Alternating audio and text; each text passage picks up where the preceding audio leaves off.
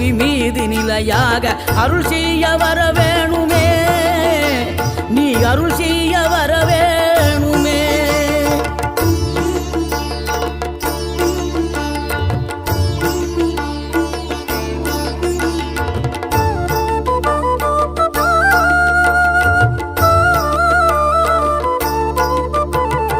இகழ்தலையும் புகழ்தலையும் ஒரு முகமாய் கருதும்படி செவி உரைத்த முத்துக்குமரன், நீ வறுமையையும் வளமையையும் சமநிலையாய் உணரும்படி மதி கொடுத்த செல்வக்குமரன், தடை நூறு